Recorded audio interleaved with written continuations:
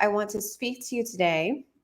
If you're watching this, if you are a single or newly divorced woman, you're successful in your career, maybe you're in a helping profession, and you are struggling to figure out who you are again, or you are struggling to break a pattern you've had in your love life of always attracting unavailable, underachieving partners who have issues. So, I want to talk specifically about why your drive and your ambition is could be causing you to attract the wrong people. And some people would say, "Oh, you need to be more in your feminine." I think that can be true, but I want to talk about more of a deeper issue that you might not recognize. So if you want to ask me some questions, please drop them in the comments. I'll do my best to answer you. I'll circle back and answer you and do my best. So, the first thing that I want to talk about today is that if you struggle with staying past the expiration date in your romantic relationships, especially probably with your most previous relationship, which may very well could have been the worst of them all. So, the big trait that you want to look at is, are you an overachiever? Are you an overachiever? Are you a really hard worker? So, on the outset, people might think, oh, if you're driven and you're successful, you should get somebody else who's also driven and successful and who's probably an overachiever as well. And studies show, in psychology at least, that when a person is an overachiever in their adult life and they're probably a perfectionist, those two tend to go hand in hand, and they have to get things right and they work really hard to get things right, and they put a lot of pressure on themselves to get things right. Often in their professional life, they're very successful, right? They become a doctor, they become a lawyer, they become an executive of some kind. But behind the scenes, what's really driving that overachieving behavior is a deep sense of not feeling good enough. And in psychology, adults who become overachievers usually have a childhood where they were raised by possibly a narcissistic parent. They were raised by an unavailable parent. They were raised by a caregiver or a parent who made it difficult to feel loved. They had to win a parent's approval. Maybe they had a competitive rivalry with a sibling. It was hard to feel like they were enough in whatever environment they grew up in. And this is especially true if you recognize, yeah, one of my parents was probably had narcissistic traits, and you've now grown up and you've been way over here on the other side of that spectrum working really hard on yourself. It's really important to understand that the emotional reasons, the subconscious reasons you're an underachiever, I'm not an underachiever, an overachiever, the emotional reasoning behind being an overachiever, the wounding, the programming, the belief system is what's causing you to attract partners who can't give you what you need. Because if you deeply, on some level, never feel like you're good enough, that's your subconscious belief system. That's what you're probably vibrating at emotionally, in spite of doing a lot of things and working really hard and striving and achieving and doing all these things. If at the same time, like when you go home at night and you lay your head down on your pillow and you feel like you didn't do enough or you're not satisfied emotionally and subconsciously, that's what you're going to get, because your subconscious programming is responsible for 95% of the outcomes you get in your life. And 9 times out of 10, when I work with somebody, she's usually really successful professionally, and her relationships, her romantic relationships, all have a distinct pattern. But when we start actually diving deeper, the same romantic relationship patterns she struggles with also show up in her career. So she's probably struggling to set boundaries at work with her kids. She takes on more projects and she feels resentful all of the time. She feels like everybody else in her department is getting recognition, but she's not. So there's this inherent feeling of not feeling good enough. And when you don't feel good enough, and a lot of times this is an unconscious or subconscious program, a lot of people just operate like this and they're not even fully aware that they don't feel good enough. And then they get into their 50s or 60s and they're continuing to attract unhealthy partners who make them feel not good enough on some level, and they're wondering where they're going wrong. Where you're going wrong or where you're missing the healing spot is in your subconscious programming. And our romantic relationship choices are always going to be a mirror for our unhealed wounds and our unhealed stuff that we're bringing in to that scenario. So if you have a childhood where you never felt like you were good enough, you had to compete, you had to work really hard to win a parent's attention or to receive attention or to receive affection, you are likely going to be an overachiever in your adult life. You're going to be a perfectionist probably in your adult life. And this is going to be a nice package for somebody who's an emotional manipulator, because an emotional manipulator realizes someone who's a high achiever or an overachiever is going to work really hard to keep the relationship going and give him or her a long runway and a lot of chances for the abuse to play out and the control to play out. So trait number one that is causing you to be successful out here in your professional world, but disgrace or a destructive cycle in your love life, is that you're an overachiever. And overachieving stems from an emotional place and a subconscious belief system that I am not good enough, a subconscious belief that I have to work really hard to get my needs met, or I have to work really hard to win love. And again, I would say 90% of people are not aware that they're operating like this. They just constantly wind up in unfulfilling relationships. They're going to therapy, they're reading books, they're working hard on themselves, but it keeps happening. And 90% of the time, the reason is because they haven't addressed that inner trauma in a productive, effective way. And they're not even aware that they don't feel good enough. So that's the number one trait that could be causing you to attract the wrong types of people. And by the way, these traits that I'm going to be sharing with you today, ironically, as I was thinking about it, are the same traits that make somebody a successful coaching candidate. So if you're an overachiever and you work hard, placed in the right environment and under the right circumstances, those traits take you far. But obviously, paired with a narcissistic or an unavailable partner, those traits can keep you way too long, working way too hard in an unfulfilling relationship, creating more trauma. So that's the first trait. The second trait is being inherently a problem solver. So this kind of goes back to being an overachiever. So if you're a problem solver, if you solve problems for a living, right? Maybe you help people heal their physical health. Maybe you're in a healthcare profession. Maybe you help people through legal challenges. Maybe you help people build financial wealth. You're a problem solver. Maybe you own your own business, right? There's countless problems when you're an entrepreneur that you have to overcome. When you're a problem solver, this is also going to be a trait that will likely, in the wrong circumstances, keep you staying too long and trying to work it out and not knowing when to quit.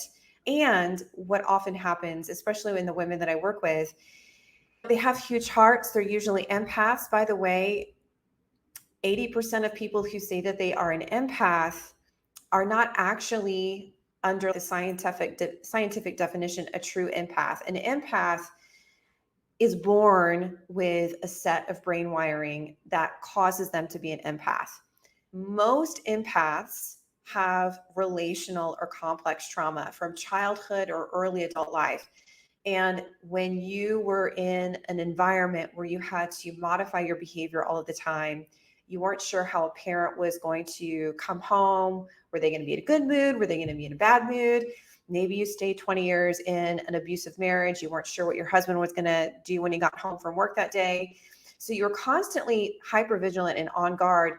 When people do that, and they get very good at reading people's behavior and their facial expressions, when they get very skilled at being hypervigilant to survive and to feel safe in a relationship, they naturally become extremely intuitive and perceptive, because the survival skills that they use to endure that type of relationship causes them to be a little bit more internally aware of emotions, facial expressions. So a lot of times I hear somebody tell me on a breakthrough call, I'm an empath. And as we go through the call, they're really not, they have empathic traits, but they're not what we would call by the hard definition an empath. They have trauma, and trauma will make you usually have a greater capacity, a bigger emotional battery. You sense things deeply. You can tell when somebody's in a bad mood, they're not even saying anything. So when you are a problem solver in your life, and you're probably also an overachiever, and you don't feel good enough on a very deep unconscious level, what tends to happen is that you're going to attract underachieving, like projects, people who need to be fixed, people who have woe is me syndrome. A lot of times abusers enter a relationship with a new partner and they lead with a sob story. They lead with, my ex raked me over the coals in the divorce. My kids don't want to have anything to do with me because of what she told them. Their boss is an asshole. They've got a lot of crap going on. And if you tend to be a problem solver and an overachiever who does not feel inherently like she's good enough, what's going to happen is you're going to get into this trap of trying to help this person feel better, feel like they belong, feel like they matter. And you do this because it gives you a sense of feeling good. You feel like you're irreplaceable. You feel like you're indispensable to this person at this point. It gives you a false hope that you're not going to be abandoned.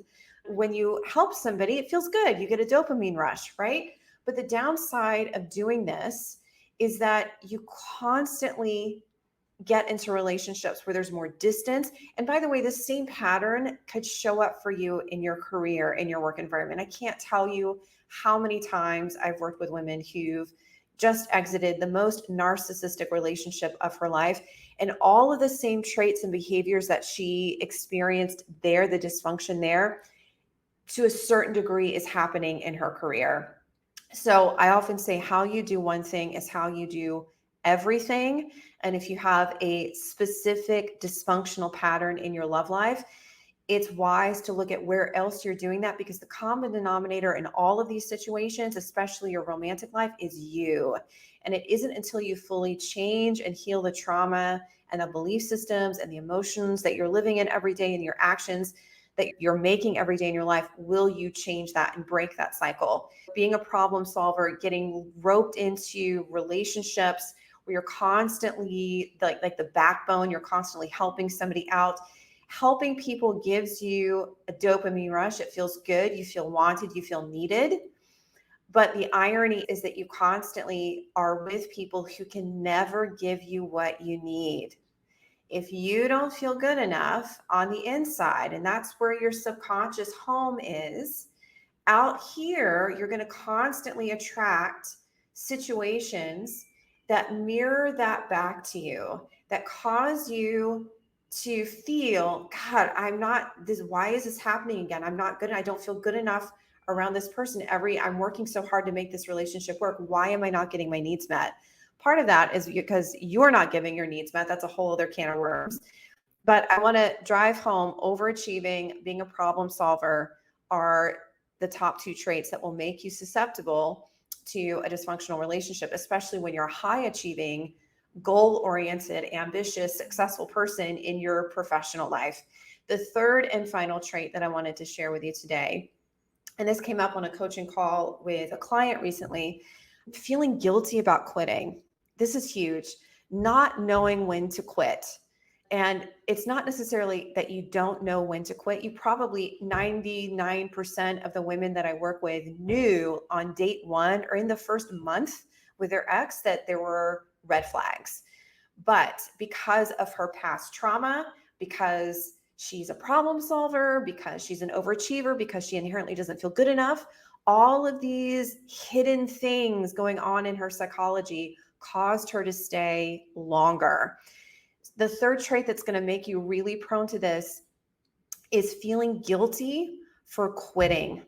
Feeling guilty that you're leaving somebody in the dirt. I know I definitely struggled with this with my toxic relationship. He had so many issues. I felt like I was the only person in his life that cared. So there was a lot of guilt for leaving.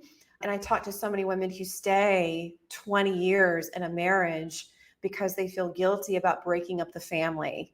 They stay 20 years in a corporate job because they feel guilty about leaving a project and burdening the rest of the staff or the rest of her coworkers with unfinished business. So your guilt is never going to get you a healthy relationship.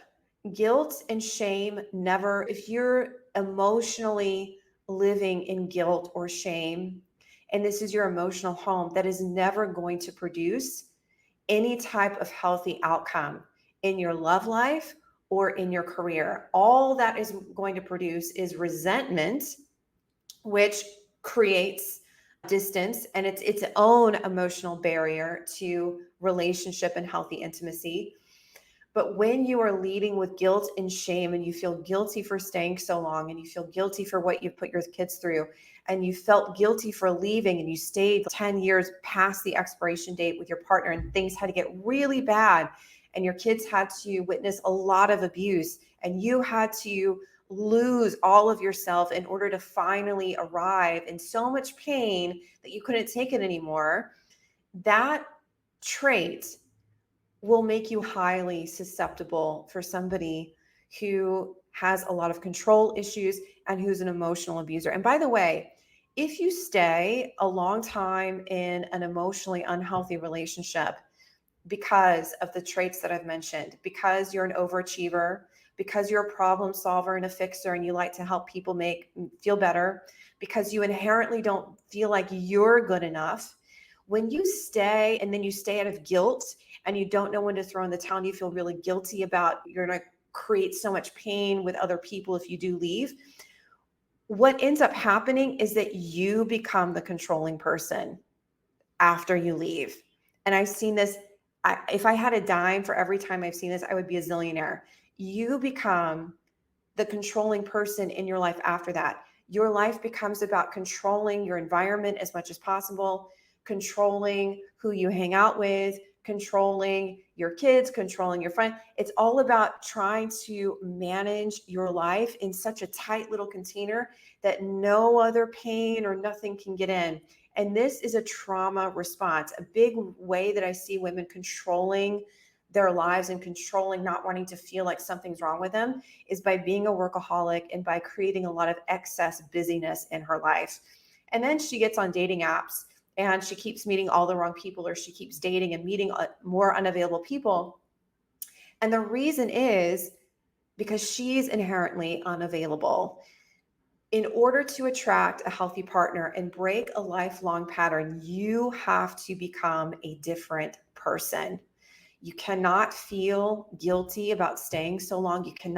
The primary tape playing in your head every day cannot be there's something wrong with me. What's wrong with me? Why can't I get this right? You cannot be living in a place of shame, and you can no longer be coping with those feelings in unhealthy ways, like numbing yourself with work, like numbing yourself with a bottle of wine, like numbing yourself with shopping or eating or food. None of these coping strategies are going to get you where you want to go. You have to heal the wiring in your brain and the way you're feeling in your body. And researchers know trauma, specifically relational trauma you experience inside the container of a relationship, must be healed with a mind-body method.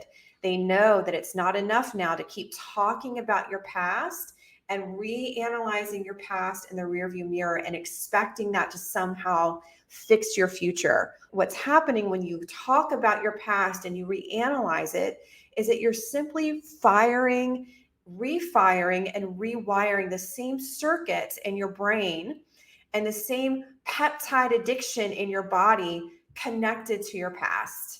So you need to be using a trauma-informed method, a mind-body method, which is what we use here in Break the Cycle. And you need to be taking actions every week, if not every day. They're going to stretch your comfort zone. Women who have relational trauma tend to have a short window of tolerance, meaning they are intolerant to difference of opinions. They are intolerant of people in general, sometimes they're intolerant of rejection. They're intolerant of feeling uncomfortable. They have a really low tolerance threshold for stress or perceived threats or challenges or rejection.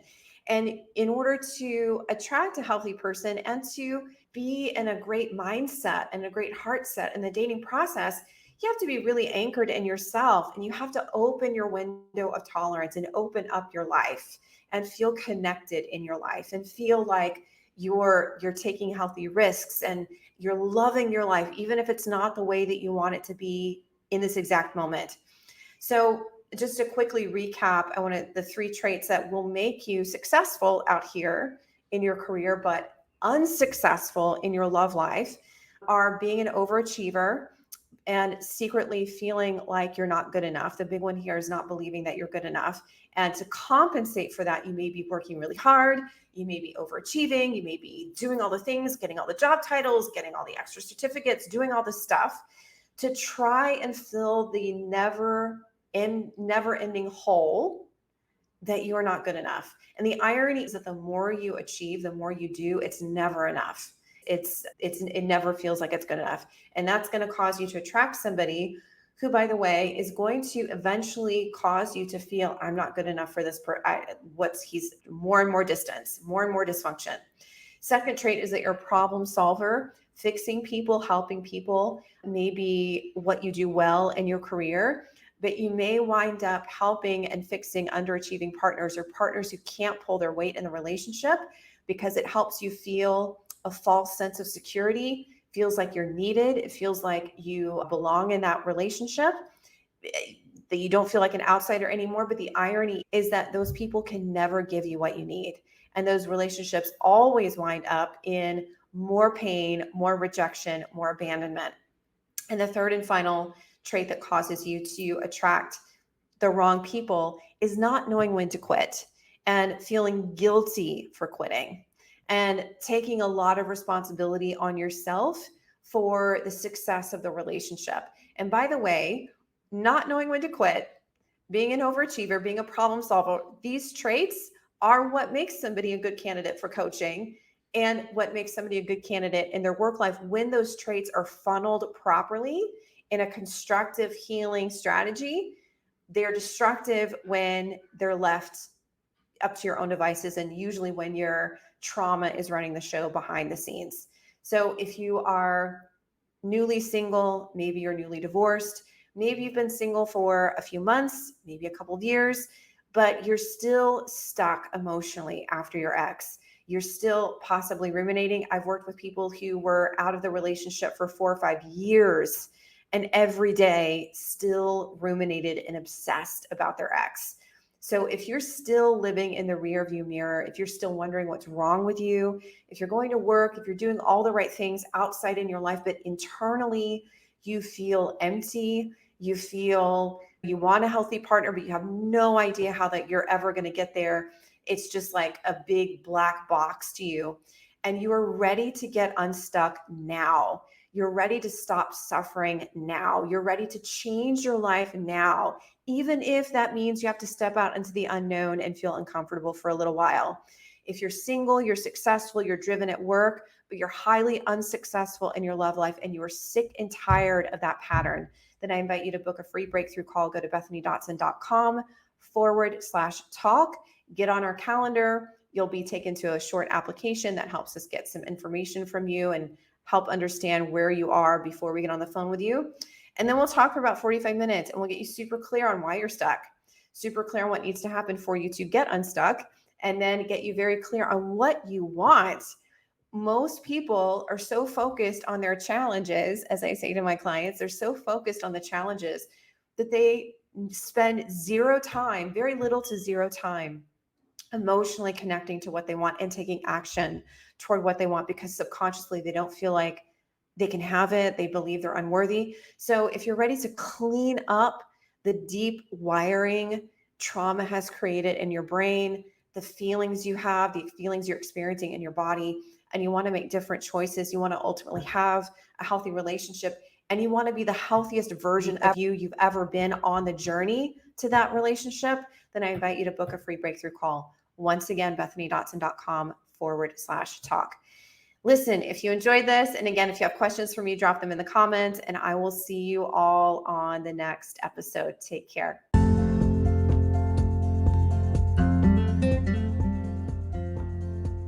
Thank you for tuning in to today's show. A brand new episode drops each week. Be sure to click and subscribe. And remember, healing trauma, codependency, and your lifelong pattern in love does not happen by itself. You need expert guidance and evidence-based methods. And I have helped hundreds of incredible women from all over the country heal betrayal trauma and reclaim their confidence while falling wildly in love with their own lives and attracting healthy relationships. If you like what you heard today and you want to see if you're fit to work with us, go to bethanydotson.com/talk. That's bethanydotson.com/talk and book a call to speak with us today. We'll get on the phone for about 45 minutes and get you crystal clear on 3 things. The real reason you keep attracting dysfunctional relationships, even if you know better or even if you've done tons of work on yourself. What you really want in a relationship, how you want to feel emotionally every single day in your life, and what lifestyle changes you want